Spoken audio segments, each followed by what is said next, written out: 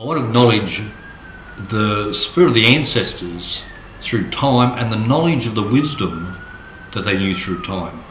Yeah, we live in a Western world, and in the Western world we have failed to acknowledge the wisdom or the knowledge passed down by not just the Aboriginal culture, but by Indigenous cultures worldwide. It's time we stop to listen to cultures that have survived for 60,000 years and more. In understanding that, there is a lot of wisdom that needs to be understood for our survival of our future. We have gone, in the early days, there are over 20 odd countries around the world and have found paintings which are stick-figured humans with little balls between the legs and the arms. Not knowing what these are, but eventually over the years scientists have discovered that man used to be able to see the torus field of the field of the being. In other words, back in the ancient arts of the past, man, Aboriginal culture, other native cultures, could look at a human and see the energy field of the human. And around the human was a torus field around that human, which was just two balls of light on both sides. We've gone from understanding this invisible world right over from the left to the right. We're in this world of analytical understanding, an external world of molecular structure. But we've failed to understand the internal world of the spirit. All things first were invisible before they came visible. Can anybody out there hand me a thought? Not one of you can, because it's invisible. Because your thought creates the thought form evolves to a life form. At the life form status, everything survives because it has a right to its life. Therefore, that thought has a right to the thought that created in that moment of time.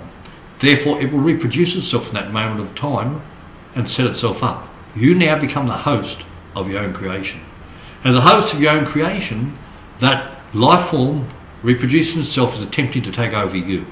It's evolving, it's learning, it's gaining intelligence by your reactors. And as you react, it evolves to the next stage, where it eventually becomes an entity. When it reaches the entity state, it now can take over and you have no control. And mainstream may call it compulsive disorder, multiple personality, schizophrenia, bipolar, a whole range of other labels they put on it.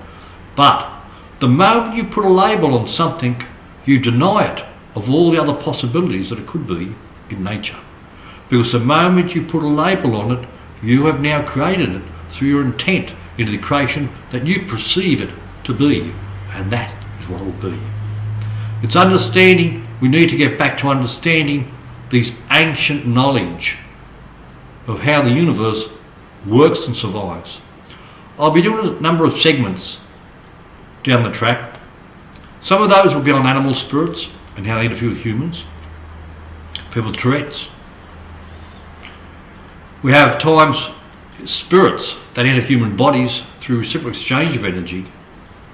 They have the right to be there. I have a lot of war vets. 40 years after Vietnam War, we have spirits of Viet Cong talking out of the body. We have people that have accidents, and those spirits have entered them because they're responsible for their death. We have people that are stuck in time. We have belief systems. We have rituals through time that allow other forces and other beings in.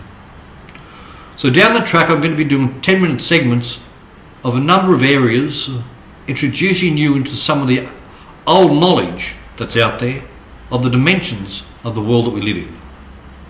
To enlighten you a little bit more of what's happening today, and more so to enlighten governments, to enlighten mental health workers and health workers of the areas that are taking place that are not being addressed.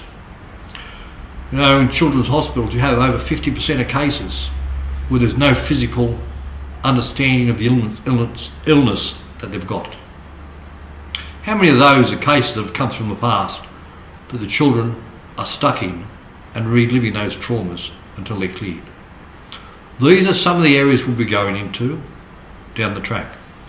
At present, my aim right now is to introduce you into holographic kinetics and its future, because this is the future. We have people with heart transplants. When they put a heart in, that heart has another spirit connected to it because the spirit's connected to the heart, and you have a change of personalities. We can bring the spirit up that owns that heart and have it talk it out of the body. You have science today called epigenetics, which is acknowledging now the genetic issues that are passed down through generations. But how do they access it? They can't. We can have the spirit of the great-great-great-grandmother through the hologram of time talking out of your body. And we can change the trauma that's come down through time, through that generation, and make changes to it. There are so many areas we can access today and understand which is the ancient knowledge of the past. It's understand how to live by the laws of law, because this universe has laws itself. And those laws cover every dimension. If you're another dimension, you invade this dimension and you're governed by these laws. And you enter this dimension, you're governed by the laws of this dimension. If we enter your dimension, we're governed by the laws of that dimension. If we take drugs and alcohol and open wormholes by allowing our defences to be down, we enter into other dimensions of reality. And beings in those dimensions of reality now have the right to enter our dimension of reality. They can then take over our reality. These are some of the areas we'll be getting into as an introduction to holographic kinetics.